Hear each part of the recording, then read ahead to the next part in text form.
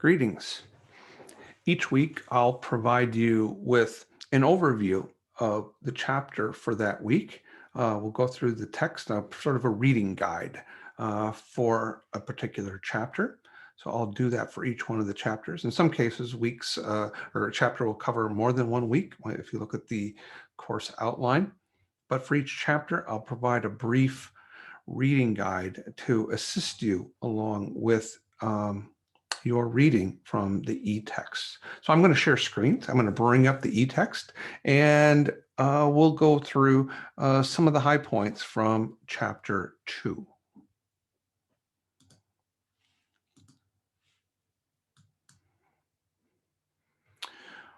So once we're in the Blackboard course shell, we can go down to the Access Pearson MyLab and e-text. We click on that.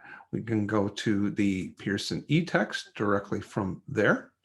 Just a side note, you also can get the Pearson e-text app for mobile devices, and you can actually download the textbook to be used offline as well. So you might want to do that. So you have ready access on a tablet, on your phone, whatever mobile device that you want to use. So here's the text for the course. Let's open up the menu on the side. You'll see that it'll give a history. There's a notebook. You can actually put notes, and you can put underlining in the e-text to save and to go back and review. The contents, that's where we're at right now. That can get closed. You can go back to a full screen view, but let's leave that open right now. Down the left-hand side are the different chapters. We'll be going through chapter 9, but you have access to these other chapters as well. So for now, let's look at chapter 2, the measurement and structure of the national economy for week 2.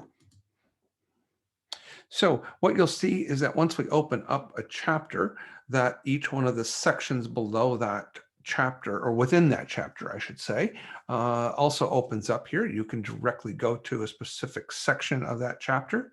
And what's useful to do actually is to think about how the authors constructed the different sections in a chapter.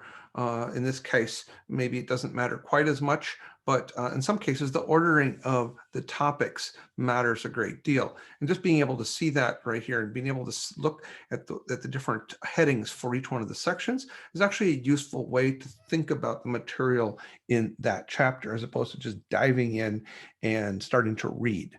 Think about how think about how the things are organized in the chapter, and why did the author make that choice to organize things in that particular order. In this one, again, this one perhaps doesn't matter quite as much in some sense, although we need to start with the basic building block of national income accounting. So these are kind of the nuts and bolts that underlie the rest of the material in the book. So it's by itself, it's not necessarily sexy topics, but it provides the basic underpinning for everything we're going to talk about. So understanding what these things mean and how they operate, it will help you with the remainder of the course. You'll notice that at the beginning of each one of the chapters, you'll see these learning objectives, and you can jump right to them. You can use the link to go right to that particular area within a chapter. Whoops, I mean to do that. I went back to the starting point, but you can go to the different areas right within that chapter to review particular learning objectives. These match up with the learning objectives that are also in your week by week course outline. So you should be able to do these things that are listed in the learning objectives. Right, so reading the book is really an active process. It's not just a matter of reading through it. My suggestion is that you read through a chapter once quickly at the beginning of a week. You've got the reading quizzes. The reading quizzes are intended to have you dig into the chapters more fully. You'll have opportunities to do as many tries at those reading quiz questions as you want. You should get 100%, but it's to help you get a clear understanding of the material in that chapter. And then they'll get it reinforced with homework by the end of that week as well, typically for most chapters. All right. So in this case, we've got an opening section in the chapter, right? A general overview and outline of the chapter. Sorry, we want to get to the next section there, 2.1. And this has to do with how do we approach this thing called national income accounting. National income accounting is the way we try to measure current economic activity in the economy. So income and also output and production. In fact, those are the three different ways of approaching national income accounting or measuring economic activity in the economy. We can measure it by output, we can measure it by income, we can measure it by spending, and all three are equivalent. And that's a key point, and you need to really understand that point in this chapter. All right, so you scroll down to go to the different or to finish all the different parts of that particular section. And you'll see actually in the videos for this chapter, there's an exercise around this example here with Juice Inc. And Orange Inc. and these transactions. It's a simplified example to help you understand the equivalency between the income approach to measuring economic activity, the product approach or production approach, and expenditure approach. All right, these are things that you learned in Principles of Macroeconomics course, but you may not remember that. So go through this example with some care and to understand why the three approaches are equivalent. So what it means is when we're talking about GDP in the economy, we can talk about income. Sometimes we'll do that. Sometimes we'll talk about GDP in terms of spending in the economy, and sometimes we'll talk about it in terms of production, and they're all equivalent to each other. In the second section of this chapter, this is really how GDP is measured, right? Explaining how that's measured in terms of the definition of what GDP is according to the product or production approach and how we measure that. All right? So it's important that you understand how that's done. What's counted, what's not counted. Each part of the definition of GDP is important. So that's final goods and services, newly produced goods and services, the market value of goods and services has to do with production going on this particular year. It's measured annually. So each one of those things is a really critical component. We're not going to get so much in the weeds in terms of GNP versus GDP. It can matter. You should understand the difference between the two, but we're not going to make a huge distinction between those. So we're going to focus on GDP in this course. It has to do with net factor payments from abroad. So you can read about that, but we're not going to make as big a deal about that.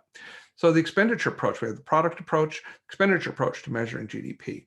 That's how we measure things in terms of who's buying the goods and services that are produced in the economy. So we can break that into five different characters, 5 different groups. So we have consumers. It's one set of actors in the economy. That's consumption. Their spending is called consumption. Firms, the kind of spending that they do on new capital, new business capital, new software, new machines, buildings, etc., is investment spending. The government, that's another actor in our economy, government spending on new goods and services, and net export. So it's exports minus imports, the exports that are coming into the country that we purchase minus the imports. I'll leave it for you to understand why it is that we subtract out imports. It's important for you to understand that, why that is, why that's net exports. And here's data for 2017. We'll have a look at current data on the macroeconomy as part of a homework assignment. Right? So it goes through each one of the components here of the spending approach And so it's important for you to understand those different components and what's counted in those different components. So you can notice that you can, within the textbook, it's dynamic. You can click on things and see a graph at times, right? And those will just come up. So I encourage you to do that as well. There are links throughout to helpful material. Sometimes it'll take you back to another chapter. I encourage you to make use of all of those components. Help you get a better understanding. So again, reading the textbook is not a passive kind of activity. It's an active activity. Make use of the resources that have been included in those in these chapters. So let's go to section 2.3, saving and wealth. So it's important to understand this difference between private saving and government saving, national saving.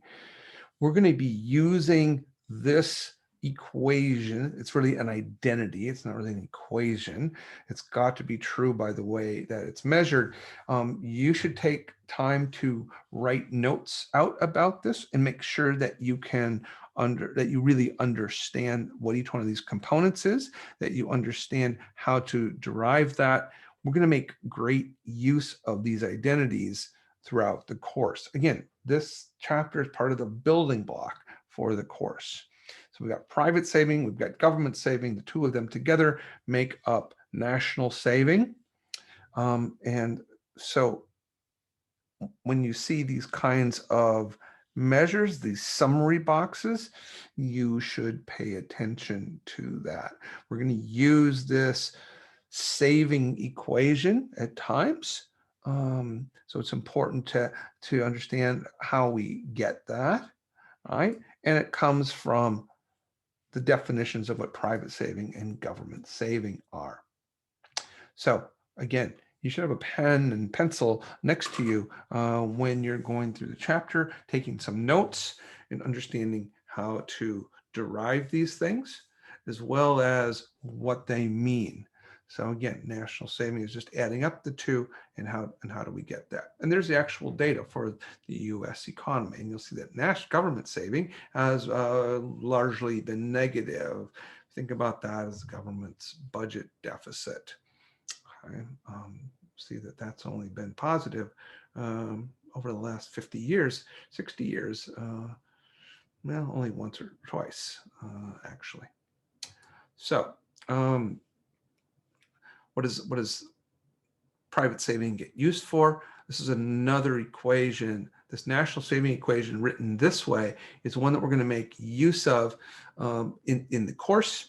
Again, when we talk about an open economy with trading, we'll be able to look at the relationship between saving and private and government saving and investment and our current account, which has to do with our trade deficit or trade surplus.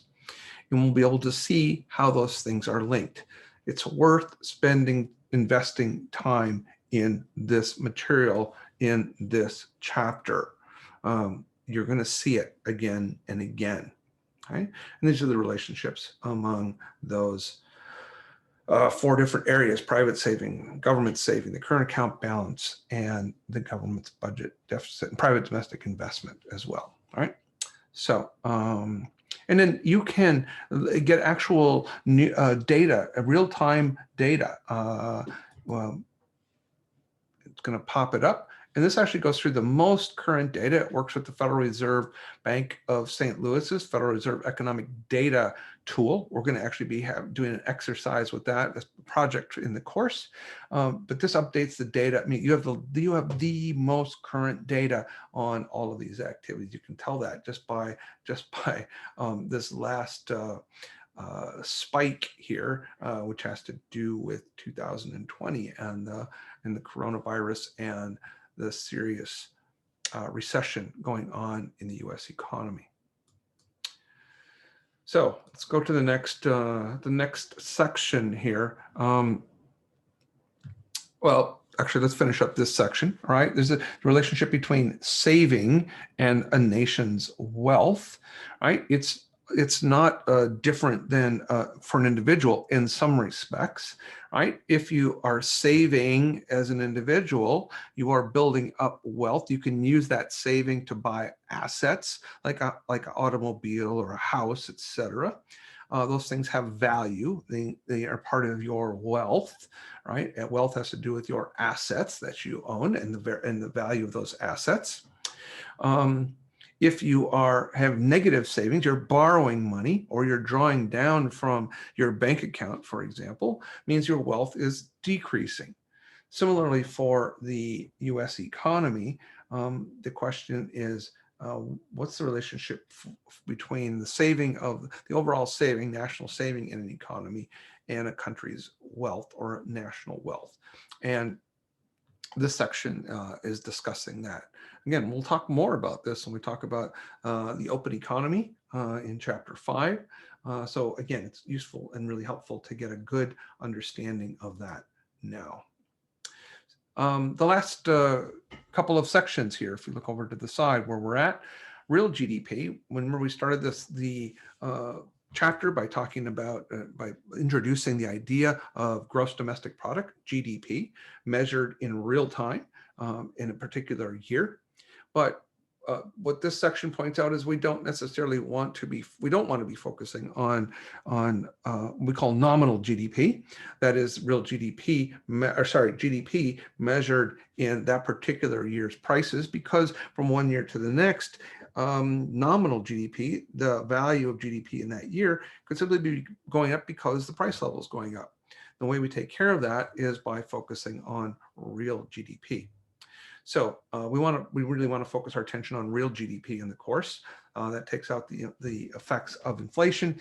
And in this section, there are a variety of examples to show both why that's important and how economists actually account for those price level changes to get to real GDP. It's real GDP that we generally are going to be focusing on. When we take out the impacts of the price level changes and overall price level changes in the economy, we can then talk about inflation, right? And so we need to have some way of measuring the overall price level. And so that is a discussion about the price indexes, which is actually in the next subsection in this section. So price indexes or indices, you can get that from nominal and real GDP. I've got a typo here. Nominal, that should say nominal GDP divided by real GDP. But we can also think about the consumer price index as another way of measuring the overall price level in the economy, and then the personal consumer expenditure price index as well. Again, these MyLab Econ kinds of exercises, right, are useful to do. If we click on that, it's going to take us to a particular exercise, right, that will help to understand and practice the idea of different concepts in the course, right, usually having to do with data or a numerical example, although not always. Okay, so I encourage you to make use of those as well. Again, make use of these resources in the chapter.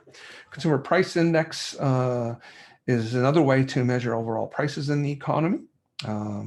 And it has some problems, it has some challenges. And so while that is the one that gets reported every month, it's not necessarily the one that gets used for policy making. And the personal consumer expenditure price index is the one the Federal Reserve uses, for example.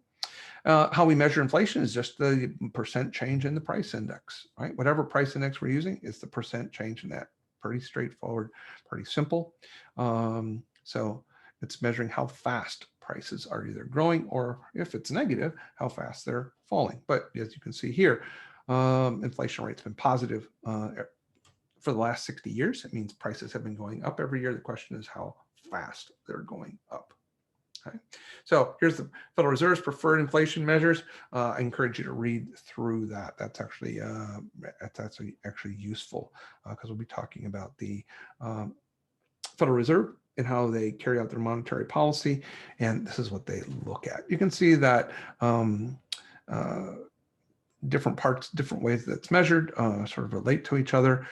This is a really useful box or example. These applications don't just kind of skip over those. Those will help you understand the material even further in the chapter. And the last piece of the chapter, right, has to do with interest rates. So again, like GDP, we have nominal and we have real interest rates. Nominal is always the way that it's actually measured today. Right? So the interest rates that you would see if you walked into a bank lobby, those are nominal interest rates, or what you hear about for the federal funds rate when the Federal Reserve meets and decides where to set interest rates. Those are nominal interest rates. Those are the actual interest rates, the interest rates that you would pay if you were borrowing money to buy a car, for example. Right? Those are nominal interest rates. What we typically want to look at are real interest rates. Right? Again, real versus nominal. It's always the case that when we have a real in front of something, real GDP, real interest rates, we'll look at real wages in the course. It always means extracting out the impacts of inflation. And it's really the real values that we want to pay attention to. Right? Or you might say, well, is a 10% nominal rate better than a 6% nominal interest rate?